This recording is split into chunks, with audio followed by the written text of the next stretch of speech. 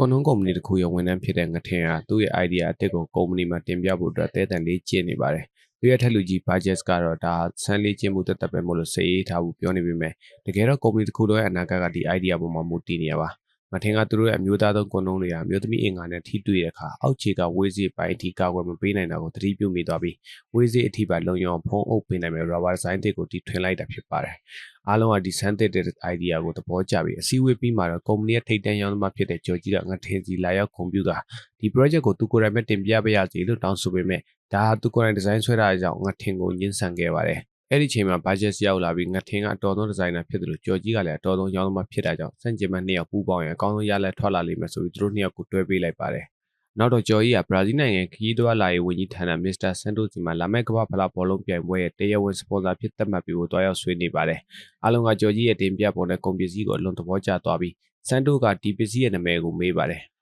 ငထင်ကသိပ္ပံဆန်ဆန်နာမည်ကြီးတစ်ခုပေးလိုက်လို့အချိန်ကြီးပြက်လူနီးပါဖြစ်သွားပြီမဲ့ဂျော်ကြီးကချက်ချင်းပဲအရန်နာမည်ဖြစ်တဲ့ Ball S လို့အမည်ပြောင်းပြောလိုက်ရကနေအားလုံးသဘောကျသွားပြီးကမ္ဘာဖလားရဲ့တရားဝင်ပါတနာအဖြစ်သတ်မှတ်လိုက်ပါတော့တယ်။ဒီနာပါတီမှာတော့ဂျော်ကြီးကဆန်တိုစ်ကိုအောင်ပွဲခံအရက်တိုက်ပြီးမဲ့ဆန်တိုစ်ကအရက်ဖြတ်ထားတာ9နှစ်ရှိပြီလို့ညင်းပါတယ်။ဒါပေမဲ့ဂျော်ကြီးကသူ့ရဲ့မဟာမိတ်အဖြစ်ဂုံပြူတဲ့အနေနဲ့အနက်လေးပဲရှူကြည့်ဖို့စော့တင်းတိုက်ရာကနေဆန်တိုတယောက်မခံနိုင်မဲ့အရက်ကိုတစ်ကြိုက်တည်းမောချလိုက်ပါတော့တယ်။သူတို့ကထိန်းခိုင်းမိမဲ့ဆန်တိုစ်ကတော့လုံးဝမရပဲအရက်တွေကိုလွန်ကျွံတောက်ပါတော့တယ်။ပြီးတော့သူကမင်းတို့ဘောလုံးကြောင့်ပါတီလို့လဲဒါကဘာပေါ်မှာအကောင်းဆုံးအားကစားပဲလို့ပြောပြီးဘိုလူပွဲလက်မှတ်တွေပေးမယ်လို့ကတိပြုခဲ့ပါတယ်။ဂျော်ကြီးကလည်းဆန်တိုကသမနာနဲ့ယင်းနီယာမို့သူတို့ရဲ့ကွန်ဒုံကိုနိုင်ငံတော်အဆင့်တရားဝင်မှတ်တစိမ့်ဖြစ်အောင်လုပ်ပေးဖို့ထပ်ပြီးဆွဲဆောင်ပါတယ်။ဆန်တိုကလည်းသဘောကျပြီးထပ်တောက်ဖို့ပြင်ရမှာငထင်းကရေတက်ပြေးအောင်ရေတောက်ဖို့ပြောပြီးထွက်သွားပါတော့တယ်။အဲဒီနောက်မှာတော့ဆန်တိုစ်ကမွေးစေသုံးကြဆိုပြီးအင်ဂျီတွေချွတ်ဆေးတွေသုံးပြီးလုံးဝထိမနိုင်သိမ်းမြဖြစ်သွားပါတော့တယ်။နောက်ဆုံးမှာတော့သူတို့ရဲ့ကုန်ပစ္စည်းကိုကိုယ်တိုင်စမ်းသစ်ချင်တယ်ဆိုပြီးတော့ဘောင်းမီတွေချွတ်ကုန်လုံးကြီးဆိုပြီးတော့ဝရနာဘောကနေကိုတုံးလုံးကြီးခုန်ချပြီးကျိုးလွှဲစီးပြပါတော့တယ်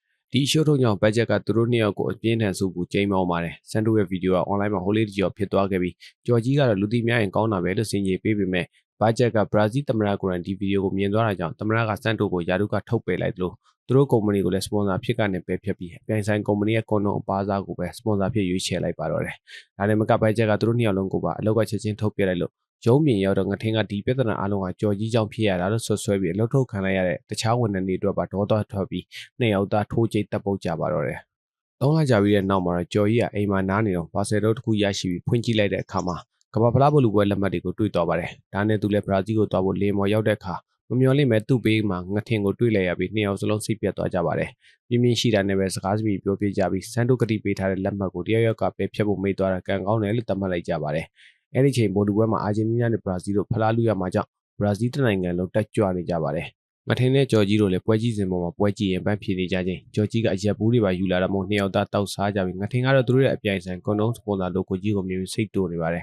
။ပွဲစားတဲ့အချိန်မှာရက်မူးနေတဲ့ငထင်းကကွင်းထဲကဟောတော့လက်ကောင်ကြီးကိုကြည့်ပြီးစိတ်အနှောက်ယှက်ဖြစ်လာပါတယ်။ဒုတိယပိုင်းမစားခင်မှာပဲအာဂျင်တီးနားကဂိုးသွင်းလိုက်တာကြောင့်ဘရာဇီးပရိသတ်တွေအလွန်ပင်စိတ်ပြတ်သွားကြပါတယ်။ငထင်းကတော့ပိုးပြီးမူးလာပါတယ်။ပွဲပြန်စပြီးမဲ့ဘရာဇီးကဂိုးပြန်မသွင်းနိုင်မဲ့အချိန်မိုမိနစ်ထိရောက်လာပါတယ်။ငထင်ကတော့အဲ့ဒီလက်ကောင်ကြီးကသူတို့ရဲ့ Ball S ကွန်ဒုံဒီဇိုင်းကိုလောင်ပြောင်းမှုလုပ်ထားတာလို့အရင်မူးမှုနဲ့ခံစားနေရတဲ့ကြောင့်ဂျော်ကြီးကအဓိပ္ပာယ်မရှိတာလို့တားပြီးမဲ့ကွင်းဘေးကအကပွဲတွေကလက်ကောင်ကြီးကိုအဖုံးတစ်ခုထပ်ဆုပ်ပေးလိုက်တဲ့အချိန်မှာတော့ငထင်တယောက်လုံးဝပေါက်ကွဲသွားပြီးလက်ကောင်ကြီးစီကိုဝုန်းဝန်းနဲ့ပြေးသွားပါတော့တယ်။ငထင်လက်ကောင်ကြီးကိုကွင်းထဲအထိလှည့်ချပြီးထိုးကျိတ်ပါတယ်။ဂျော်ကြီးကလိုက်တာပြီးမဲ့လက်ကောင်ကြီးကသူတို့ကိုတွန်းဖယ်ပြီးဘူပေါက်ရှိထိပြေးသွားပါတယ်။အဲ့ဒီချိန်မှာဘရာဇီးတင်ကတိုက်စစ်ဆင်ပြီးဂိုးသွင်းလိုက်တဲ့ဘောလုံးဟာဂိုးသမားကိုကျော်သွားပြီးမဲ့ကွင်းထဲရောက်နေတဲ့ဂျော်ကြီးရဲ့ခန္ဓာကိုယ်နဲ့ညှိသွားပြီးဂိုးမဝင်မဲ့လွဲချော်သွားပါတော့တယ်။ပရိသတ်တွေအားလုံးလုံးဝတောင်းကျမ်းကုန်ကြပြီးကွင်းလုံးညိုတွေကသူတို့ကိုဆွဲထုတ်သွားပါတယ်။ကစားသမားတွေကဒိုင်လူကြီးကိုအငင်းပွားပြီးမဲ့စီးမြင်းရဒိုင်လူကြီးတွေကပနယ်တီလည်းမပေးဂိုးလည်းမတတ်မှတ်ပဲ draw ball တွေပဲပြန်လဲစတင်လိုက်ပါတယ်။ဘရာဇီးပရိသတ်တွေကသူတို့ကိုပလင်းနေနဲ့ပြစ်ပေါက်ပြီးဆဲဆိုကြပါတယ်။ဂျော်ကြီးကသူတို့မင်းကိုတတ်လိုက်မယ်လို့ပြောနေတာဆိုပြီးဘာသာပြန်ပေးပါတယ်။နောက်ဆုံးမှာတော့အာဂျင်တီးနားကဘရာဇီးကိုအနိုင်ရပြီးကမ္ဘာဖလားရသွားပါတော့တယ်။ငထင်းနဲ့ဂျော်ကြီးတို့နိုးလာတဲ့အခါချုပ်ခန်းနဲ့ရောက်နေတာကိုတွေ့လိုက်ရပါတယ်။အဆောင်ကသူတို့ရဲ့ရှေ့နေအန်တိုနီယာကိုစတာကိုခေါ်လာပေးပါတယ်။သူမကဒီအမှုကသူမရဲ့ပထမဆုံးနဲ့နောက်ဆုံးအမှုဖြစ်လာလိမ့်မှာမို့အနိုင်ရရင်တမိုင်းတွင်လိမ့်မယ်လို့မျှော်လင့်ချက်ကြီးစွာပြောပါတယ်။သူမမှာအစီအစဉ်ရှိလို့အဆောင်ကိုပြင်ထွက်ခိုင်းမိမယ်အဆောင်ကမထွက်ပဲသူမကိုဒီအမှုလိုက်လို့လောင်ပြောင်နေပါတယ်။သူမကသူ့ကိုထားလိုက်ပါတယ်။ဘာပဲပေးဆက်ရပါစေမင်းတို့ကငါလော့အောင်ကယ်ပေးမယ်လို့ကတိပေးပါတယ်။ငထင်းကဘာတွေပေးဆက်ရမှာလဲလို့မေးတဲ့အခါသူမကသူမရဲ့မိခင်ဖះเจ้าတက်လို့မရတော့တာမောင်နှမရဲ့နိုင်ကျင့်ခံရမှာနဲ့သူမကိုယ်တိုင်လမ်းပေါ်ရှောက်လို့မရတော့မယ့်အခြေအနေတခုပြောပြပါတယ်။ဒါကိုကြတော့ငထင်းကသူမရဲ့မိသားစုကိုဒုက္ခမပေးချင်တာကြောင့်သူမကိုအလုတ်ကထုတ်ပယ်လိုက်ပါတယ် သူမကသူမမှာအစီအစဉ်ပြည့်ရှိတယ်လို့ရှင်းပြပေးမယ်အရာရှိကြီးတယောက်ကငထင်အလုတ်ထုတ်တာကိုကြားသွားပြီးသူမကိုပြေထွက်ဖို့အမိန့်ပေးလိုက်ပါတယ်ဂျော်ကြီးကကက်တင်ရှင်ကိုမောင်းထုတ်လိုက်တဲ့ငထင်ကိုဆဲဆိုပါတော့တယ်အဲဒီနောက်အရာရှိကသူတို့ကိုဘရာဇီးကာကွယ်ဝင်ကြီးဂျီဆယ်ခရစ်စတိုရဲ့ရုံးခန်းနဲ့ခေါ်သွားပါတယ်ဝင်ကြီးကသူတို့ကိုမတရားမှုမလုပ်ပါဘူးလို့ကတိပေးပြီးသူကိုယ်တိုင်လည်းဘောလုံးယူတယောက်ဖြစ်နေတာကိုတွေ့လိုက်ရပါတယ်ဂျော်ကြီးကဒါတွေအားလုံးငထင်းကြောင့်ပါလို့အပြစ်ပုံချရကနေနှစ်ယောက်သားပြန်လဲညင်းပွားကြပါတယ်ခရစ်စတိုကသူတို့ကိုတိတ်ခိုင်းပြီးပြုံးပြကမင်းတို့ကငါ့ကိုနှိပ်စက်မဲ့အကျင့်ပြတ်ဝင်ကြီးတယောက်လို့ထင်နေရလားငါမင်းတို့ကိုလွတ်ပေးမှာပါဆိုပြီးသူတို့ပစ္စည်းတွေပြန်ပေးကတကားဖွင့်ပေးလိုက်ပါတယ်ဂျော်ကြီးကဝမ်းသာသွားပြီးမှငထင်းကတော့ဝင်ကြီးကသူတို့ကိုအကာအကွယ်မရှိပြပြင်ကဒေါသထွက်နေတဲ့လူအုပ်ကြီးကြားထဲပစ်ချလိုက်တာကိုရိပ်မိသွားပါတယ်သူတို့ပြင်ထွက်လာတဲ့အခါဘရာဇီးလူမျိုးချို့ကသူတို့ကိုစတင်မှတ်မိသွားကြပါတယ်ဂျော်ကြီးကဖုန်းထုတ်ပြီးလမ်းရှာတော့ရေမြောင်းနဲ့ကြာသွားပြန်ပါတယ်ဖုန်းပြန်ကောက်နေတော့မှပဲစိတ်ဆိုးနေတဲ့ပရိသတ်တွေကသူတို့ကိုလိုက်လံတိုက်ခိုက်တာကြောင့်အသေးအံထွက်ပြေးနေရပါတယ်အဲ့ဒီချိန်မှာဆန်တိုကကားစီးနဲ့ရောက်လာပြီးသူတို့ကိုကယ်တင်ကထွက်ပြေးလာကြပြီးဂျော်ကြီးကကျေးဇူးတင်စကားပြောတဲ့အခါဆန်တိုကသူကအခုမှအရက်ပြန်ပြတ်တာ23ရက်ပဲရှိသေးပြီးဇနီးအလုတ်သားသမီးနဲ့တိတ်ခါအားလုံးဆုံးရှုံးခဲ့ရတယ်လို့ဖွင့်ဟာပြောပါတယ်ငထင်းကဘာလို့သူတို့ကိုကူညီတာလဲလို့မေးတော့ဒါဟာသူ့အမှားပြင်ဆင်တဲ့အစီအစဉ်ရဲ့တစ်စိတ်တစ်ပိုင်းမို့လို့ပါလို့ပြောပြီးမဲ့ဆန်တိုမှလည်းဘာဆက်လုပ်ရမှန်းအစီအစဉ်မရှိပါဘူးငထင်းကအမေရိကန်တန်ယုံကိုတွားကြဆိုလို့အကြံပြုပြီးမောင်းထွက်လာကြပါတယ်ဒါပေမဲ့လမ်းမှာကားစီကပိတ်ရလိုက်ပြီးလက်နက်ကင်တွေကသူတို့ကိုဖမ်းဆီးခေါ်ဆောင်သွားပါတော့တယ်သူတို့နိုးလာတဲ့အခါဂိုင်းကောင်းဆောင်ရဲ့ရှီမောက်ကိုရောက်နေပြီးခေါင်းဆောင်ကမေးခွန်းတစ်ခုမေးမယ်မှားရင်တနက်နဲ့ပြစ်တတ်မယ်လို့ချင်းချောက်ပါတယ်သူကမေးခွန်းမေးပြီးမဲ့သူတို့ကဘာသာစကားနားမလဲတော့ထပ်မေးခိုင်းလဲတစ်လုံးမှနားမလဲပါဘူးဂိုင်းကောင်းဆောင်က yes သို့မဟုတ် no လို့မေးတဲ့အခါနှစ်ယောက်သားဖြစ်မတူပဲဖြစ်မိသွားလို့တယောက်တော့တရားတော့မယ်လို့ထင်မှတ်ခဲ့ပါတယ်။ခေါင်းဆောင်ကဝုန်းဝန်းနဲ့ရေမောလိုက်ပြီးစနောက်တာပါလို့ပြောကကြိုးတွေဖြေပေးလိုက်ပါတယ်။သူ့နာမည်ကပါပီတိုလို့ခေါ်ပြီးပါကလို့ခေါ်နေကြောင်းဒီတော့အုပ်နဲ့အင်ကြီးတစ်ခုလုံးကသူ့အပိုင်ဖြစ်ပြီးအရင်ကနေထိုင်တဲ့တိုင်းရင်းသားတွေကိုအစုလိုက်ပြုံးနဲ့တက်ဖြတ်ပြီးမှဒီအင်ကြီးကိုစောက်ခဲ့တာလို့ပြောပြပါတယ်။ဒီစကားကြောင့်ငါထင်တယောက်ကြောက်လန့်ပြီးချွေးတွေပြန်လာပါတယ်။ဘာကလေးပိစက်ပြက်နေလားဆိုပြီးတာဝန်ခံကိုမေးရကနေအလုတ်တေချာမလုတ်ရုံနဲ့အဲ့ဒီလူကိုပြစ်တက်လိုက်တာကြောင့်သူတို့ပို့လို့တော့ကြောက်ရွံ့သွားကြပါတော့တယ်။ငထင်းကဘောလုံးပွဲအတွင်းဖြစ်ပျက်သမျှကိုတောင်းပန်မှုကြိုးစားပေမဲ့ဘာကသူကဘောလုံးကိုမုံပြီးပတ်စံကိုချစ်တာကြောင့်ဘရာဇီးရှုံးမဲ့ဘက်ကလောင်းကြီးထက်ခဲ့လို့တန်း30တောင်နိုင်ခဲ့တာကြောင့်သူတို့ကိုကျေးဇူးတင်လို့ပါတီပေးဖို့ခေါ်လာတာပါပါတီပွဲမှာငထင်းက TV သတင်းမှာသူတို့ကိုငတုံးနှစ်ကောင်လို့သမုတ်ပြီးသူတို့ရဲ့အထက်လူကြီးဘာဂျက်ကပါကြော်ကြီးကငတုံးမှန်းသိပေမဲ့ငထင်းမှာဒီလိုလုပ်လိုက်မယ်လို့မထင်ဘူးဆိုပြီးအင်တာဗျူးဖြေနေတာကိုမြင်လိုက်ရလို့လိုင်းပြောင်းလိုက်ပြန်တော့လေအမေရိကန်တွေကငါတို့နိုင်ငံမွေးစီဝါတိုက်ဖြတ်ရေးနဲ့ CIA အကူအညီတွေပေးခဲ့သမျှဂုံတိတ်ခါတွေကဒီငတုံးနှစ်ကောင်ကြောင့်အဖက်ဆယ်မရအောင်ပျက်စီးကုန်ပြီလို့ပြောနေကြပြီးဘရာဇီးလူမျိုးတွေကလည်းသူတို့ကိုတက်ချင်နေကြပါတယ်။ဘာက TV ပိတ်လိုက်ပြီးသူရှိတဲ့၍ဘယ်သူမှဒုက္ခမပေးနိုင်ဘူးလို့ပြောတာကြောင့်ဂျော်ကြီးလည်းငထင်းကိုအေးအေးဆေးဆေးနေဖို့ပြောလိုက်ပါတယ်။အဲဒီနောက်အမ်မီလီယာဆိုတဲ့အမျိုးသမီးကဂျော်ကြီးကိုလာရောက်မြှူဆွဲပြီးတခြင်းဆိုခိုင်းပါတယ်။ဂျော်ကြီးနဲ့ငထင်းတို့တခြင်းတွဲဆိုတာကိုဘာကသဘောကျပြီးလိုချင်တာမှန်သမျှတောင်းနိုင်တယ်လို့ပြောပါတယ်။သူတို့ကအိမ်ပြန်ရင်တယ်လို့တောင်းဆိုပေးမယ်ဒါကလွှဲရင်ကျန်တာအကုန်ရမယ်လို့ညင်လိုက်ပါတယ်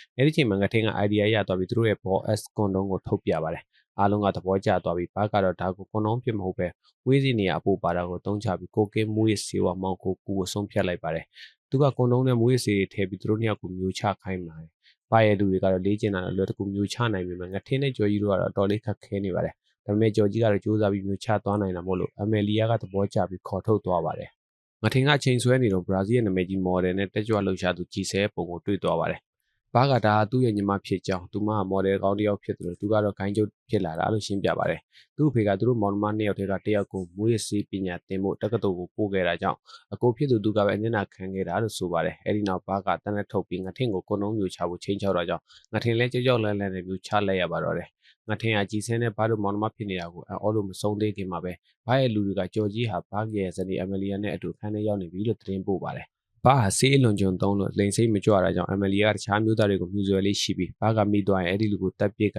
ဇနီးဖြစ်သူနဲ့အတူနေလေးရှိတဲ့အကျင့်ရှိတာဖြစ်ပါတယ်။သူတို့ပြေးသွားပြီးကြော်ကြီးကိုတတိပေးဖို့လှုပ်တုံးမှာပဲဘာကအခန်းထဲကဝုန်းကနေဝင်လာပါတယ်။အမလီယာကချက်ချင်းပဲကြော်ကြီးကသူမကိုအနိုင်ကျင့်သလိုမျိုးဟန်ဆောင်လိုက်တာကြောင့်ဘာကကြော်ကြီးကိုဗရင်မောက်ကနေပြစ်ချပြီးတတ်ဖို့လှုပ်ပါတယ်။ငထင်ကငါတို့တွေတငယ်ချင်းမဟုတ်ဘူးလားလို့တားပြီးမယ်အမလီယာကငါကဘောလုံးမိသားစုကလာတာမင်းတို့တေးတင်းနေဆိုပြီးဘာကိုကလစားချေခိုင်းပါတယ်။ဘာကကြော်ကြီးကိုပလင်းကွဲနဲ့ထိုးတက်ဖို့လှုပ်နေတော့မှာပဲအပြင်ကနေတနက်နဲ့လှမ်းပစ်တာခံလဲရပါတယ်။ပြိုင်မဂိုင်းကလူစိုးတွေလာရောက်ပြီးပြစ်တက်တာကြောင့်ဘာရဲ့လူတွေကအမလီယာကိုခေါ်ထုတ်သွားပြီးဘာကတော့ကြော်ကြီးတို့ရှိမှပဲတိတ်ဆုံးသွားပါတယ်။ပါတီတစ်ခုလုံးဗရမ်းမတာဖြစ်နေတော့မှငထင်းနဲ့ကြော်ကြီးတို့ကမွေးစေဝါတွေတင်လာတဲ့ကားတစ်စီးပေါ်ကိုခုန်တက်ပြီးထွက်ပြေးသွားခဲ့ကြပါတယ်။ကားပေါ်မှာတနက်ကြီးစံနေကြောင်မိုးရစေးတို့တွေပေါက်ပြဲကုန်ပြီးကားနောက်ခန်းထဲမှာဆေးငွေတွေလွန်ကျွံရှူမိကြပါတယ်။ရေကမ်းမှာတော့အဆောင်2ယောက်နဲ့အမလီယာတို့ပါလာပြီးပေါ်တူဂီဘာသာစကားနဲ့ပြောနေကြတာကိုကြော်ကြီးတို့ကနားထောင်ရင်သူမကသူတို့ကိုကြိမ်ဆဲနေတာကိုသိလိုက်ရပါတယ်။အဲဒီနောက်ကားကတစ်ပင်တစ်ပင်ကိုဝင်တိုက်မိပြီးငထင်းနဲ့ကြော်ကြီးတို့ကဒဏ်ရာတွေနဲ့ထွက်လာခဲ့ကြပါတယ်။ ရှေ့ကလူတွေအားလုံးတေဆုံးသွားတာကိုတွေ့လိုက်ရပြီးဂျော်ကြီးရဲ့ဒူးစစ်ကလွဲသွားတာကြောင့်စေးရှိန်မပဲခင်ငထင်းကကွန်တုံးကိုတိတ်အဖြစ်သုံးပြီးဒူးစစ်ကိုပြန်ပြင်ပြီးစီးပေးလိုက်ပါတယ်။ဖုန်းလည်းမရှိတာကြောင့်သူတို့ဟာအမလီယာတို့သွားမဲ့ပါရာဂွေးနိုင်ငံဘက်ကိုလမ်းလျှောက်ထွက်လာခဲ့ကြပါတယ်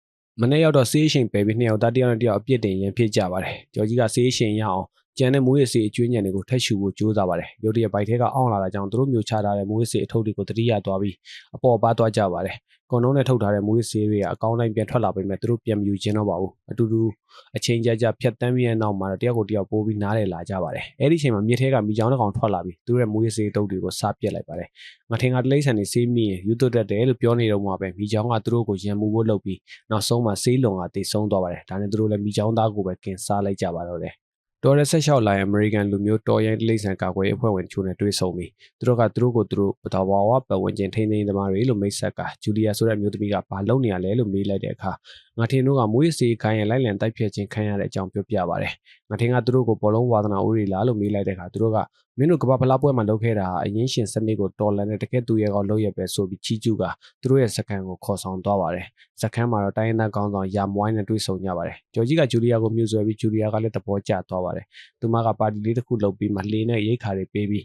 နိုင်ငံပြင်ပကိုပို့ပေးမယ်လို့ကတိပေးပါတယ်။ယာမွိုင်းကသူ့ရဲ့တိုင်းရင်းသားဘာသာစကားနဲ့မြစ်ထဲကိုတိုက်ရိုက်အပေါ်မသွားကြနဲ့ငါအသေးလေးတွေကစီးလန်းချောင်းနဲ့ဝင်ပြီးအထဲကနေကြိုက်စားလို့တေးလိုက်မယ်လို့သတိပေးပေမဲ့သူတို့ကဘာသာစကားကိုနားမလည်ကြပါဘူး။ပါတီပွဲစားတဲ့အခါဖားရီကနေရတဲ့မိုးရစေးတွေကိုတုံးဆွဲကြပြီးဂျူလီယာကဂျော်ကြီးကိုခေါ်သွားချိန်ငထင်းကတားပြီးမယ်ဂျော်ကြီးကခဏပဲဆိုပြီးလိုက်သွားရကနေဂျူလီယာကငထင်းကိုပါအတူလိုက်လာဖို့ဖိတ်ခေါ်ပါတယ်။သူမကသူတို့ကိုတော်ရင်တနေရာကိုခေါ်သွားပြီးအဲ့ဒီနေရာကတော်ရင်တလိမ့်ဆန်တစ်ဖြတ်သူတွေကိုသတိပေးတဲ့အနေနဲ့ကျိုးပေးတစ်ဖြတ်လေးရှိတဲ့နေရာဖြစ်ကြောင်းဒီနေ့မှပဲရှားပါမိကြောင်းတစ်ကောင်အသက်ခံလိုက်ရလို့အထိမ့်မှတ်အနေနဲ့အတူတူချစ်တင်းနှီးနှောကြမယ်လို့ပြောပါတယ်။ငထင်းကကင်မရာတွေကိုသတိပြုမိသွားပြီးဂျူလီယာကတော့တော်ရင်တစ်ခုတွေကိုဖမ်းဖို့တတ်ထားတာမို့စိတ်မပူနဲ့လို့ပြောပါတယ်။ငထင်းနဲ့ဂျော်ကြီးတို့အကြောင်းပြချက်တစ်ခုနဲ့ထွက်ပြေးလာချိန်မှာတော့စခန်းကလူတွေကကင်မရာမှတ်တမ်းကိုကြည့်ရင်ငထင်းတို့ကအဲ့ဒီရှားပတ်မိကြောင်းကိုကင်စားခဲ့တဲ့တရားခံတွေဖြစ်နေတာကိုသိသွားကြပါတယ်။ဂျူလီယာလည်းမှတ်တမ်းကိုမြင်သွားပြီးအလွန်ဒေါသထွက်ကတနက်ကင်ပြီးသူတို့ကိုလိုက်လံမဲလိုက်ဖို့အမိန်ပေးလိုက်ပါတော့တယ်။ငထင်းနဲ့ဂျော်ကြီးတို့လည်းလှေငယ်လေးတစ်စီးတွေ့ပြီးအသေးအံလော့ခတ်ပြေးကြပါတယ်။စခန်းကလူတွေလိုက်လံပစ်ခတ်ပြီးမဲ့တစ်တာတွေနောက်မှာပုံကွယ်ပြီးလွတ်မြောက်သွားပါတော့တယ်။